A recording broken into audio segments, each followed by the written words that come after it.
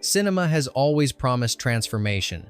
We step into a dark room, and for a moment, we agree to surrender our logic, our comfort, even our sense of time. But what happens when a film doesn't just transport us, but rewires something deep inside? There are films that leave a mark, and then there are films that leave wounds, not metaphorical ones, but real, measurable psychological aftershocks. In the past decades, scattered across theaters and VHS shelves, a handful of films have been quietly blamed for causing seizures, paranoia, chronic insomnia, and in rare cases, irreversible behavioral shifts. And these weren't underground bootlegs or art house experiments. Some were mainstream releases, promoted with glossy posters and catchy taglines, until reports started flooding in audiences collapsing in cinemas, emergency lines jammed with frantic calls, viewers claiming they were not the same after watching. The response from studios? Swift and surgical, limited runs, quiet withdrawals, press blackouts. Some filmmakers embraced the controversy,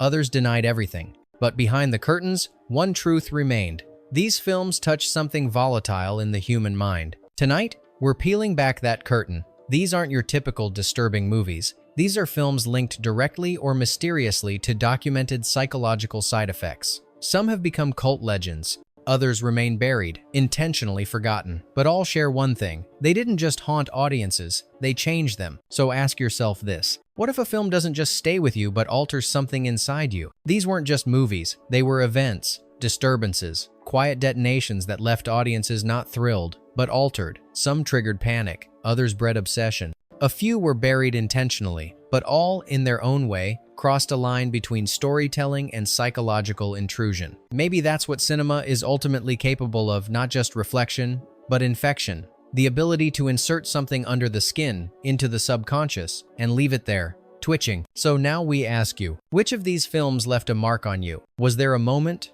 a frame, a sound that never quite let go? Drop your thoughts in the comments. We read everything. And if you want us to keep digging into the films that didn't just entertain but disturbed, subscribe, like, and stay close.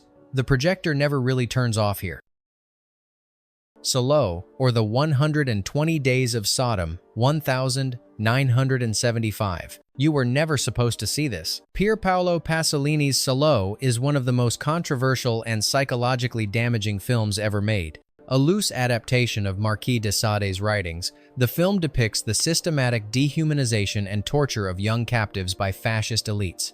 But Salo isn't exploitative, it's a political allegory, a statement, a weapon, and that's what makes it more terrifying. Many theaters refused to screen it. Some countries banned it outright. But those who did see it reported deep, lasting discomfort. Not because of what's shown, though that's horrifying, but because of how coldly it's presented. Clinical, detached, unflinching. The lack of traditional horror tropes makes the brutality more real, more unavoidable. Some viewers claim the film triggered depressive episodes. Others felt emotionally numb for days. One academic famously refused to include it in any curriculum, not out of moral protest, but because he feared the psychic residue it left behind. Is there such a thing as a film that simply shouldn't be watched? The Blair Witch Project, 1999. Belief is the most dangerous special effect. When The Blair Witch Project was released, it wasn't just a movie, it was a myth. Marketed as real found footage, it blurred the line between fiction and documentary so effectively that some early audiences genuinely believed the events were true. Missing posters for the actors were circulated. Fake police reports were uploaded. The website supporting the hoax became one of the internet's first viral campaigns. And the impact? Unexpected. Multiple viewers reported panic attacks in theaters. The shaky handheld footage triggered motion sickness. But more than that, the film sparked real fear. Some viewers reported insomnia. Others claimed to hear sounds from the woods days after watching. One man said he became irrationally afraid of trees. Critics dismissed it as overhype, but the reaction was visceral. It wasn't what the film showed, it was what it implied. It rewired how we experienced horror, how we defined what was real. Is belief the scariest special effect of all? Irreversible, 2002. Some films don't ask for your attention, they take it by force. Gaspar Noé's Irreversible opens with a murder, ends with peace, and unfolds entirely in reverse. But what it's most infamous for is what happens in the middle, a nearly 10-minute-long assault scene, shot in one unbroken take, with no music, no cutaways, and no mercy. Audiences at Cannes walked out en masse. Some fainted, Others vomited. One critic called it the cinematic equivalent of staring into the sun until your eyes bleed. But what disturbed people wasn't just the content, it was the film's unrelenting style. Noé weaponized the camera, using low-frequency sound waves designed to induce anxiety. Many viewers reported physical symptoms, headaches, nausea, chest tightness. The narrative structure only worsened the effect. Watching trauma unfold backward robbed viewers of catharsis. There was no build-up, no explanation, only aftermath first, and then a brutal rewind into the moment that caused it. Can a film hijack your body just as much as your mind? Funny Games, 1997 over 2007. What if the villain isn't in the film but behind the camera? Michael Haneke's Funny Games was never meant to entertain. In fact, it openly hates the audience. Both the original 1997 Austrian version and the 2007 American shot-for-shot remake assault not just the characters, but the viewer's expectations. It's a home invasion film where the invaders talk to the camera, rewind reality,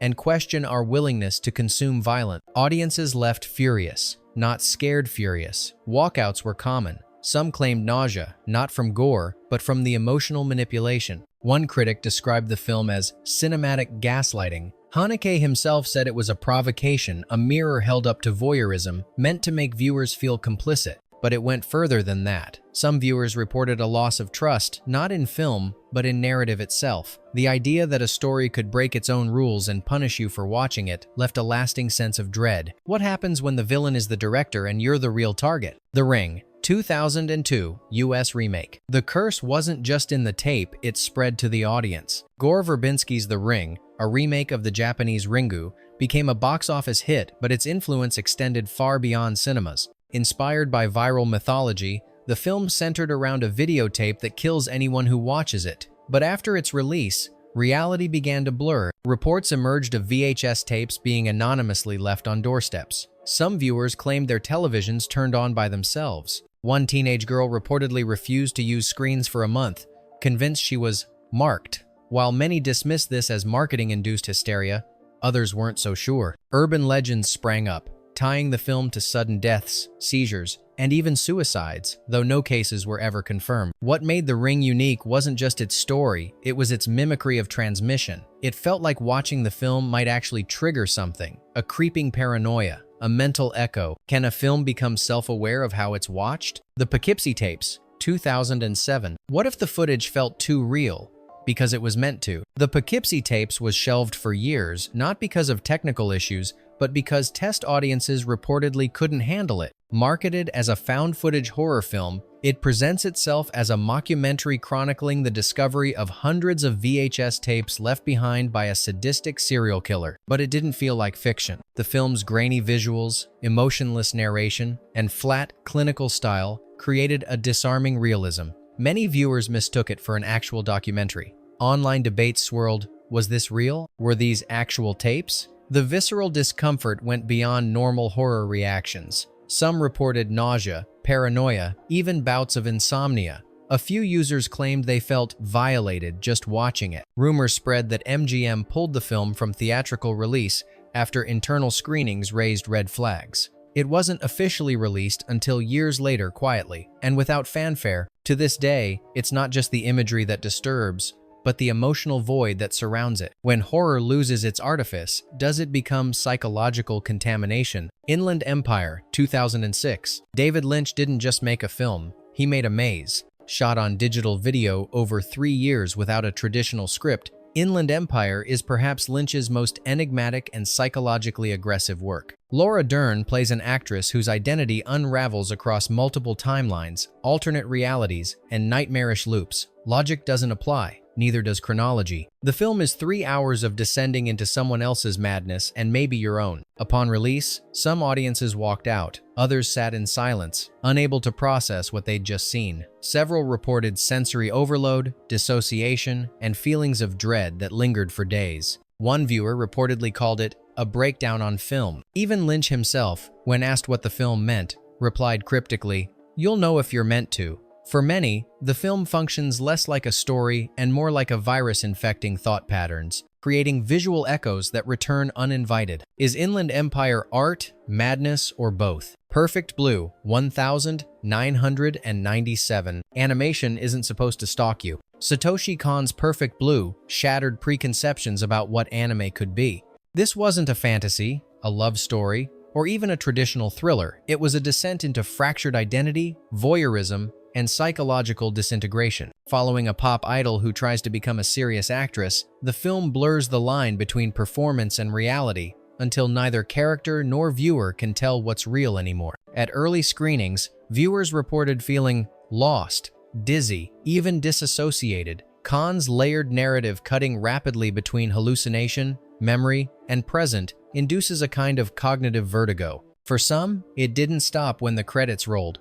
Forums erupted with stories of parasocial obsession, dreams of being watched, and feeling leaked into by the film. Critics praised Perfect Blue for its artistry, but few commented on its psychic aftertaste. Darren Aronofsky, who acquired the remake rights, later borrowed its most disturbing scene for Requiem for a Dream, a nod to its power. Can a film fracture your sense of reality just by watching? Threads, 1984. Not horror, just reality without mercy. Threads was a BBC television film, not a theatrical release, not promoted with fanfare, and yet it may be one of the most psychologically devastating films ever broadcast. It doesn't depict ghosts, demons, or serial killers. It depicts nuclear war. And not the Hollywood version, but a plausible, unflinching descent into societal collapse and human extinction. Set in Sheffield, Threads presents, in documentary realism, what would happen if the Cold War went hot. There are no heroes, no salvation, just ash, blindness, starvation, and regression. Audiences in 1984 were completely unprepared.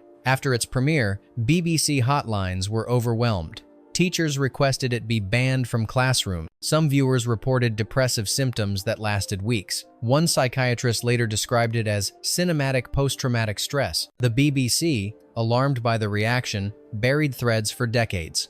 It was only rediscovered in the streaming era, where it traumatized a new generation. Still today, many who watch it say, "I wish I hadn't." Should a film that tells the truth ever be hidden? Antrum, the deadliest film ever made.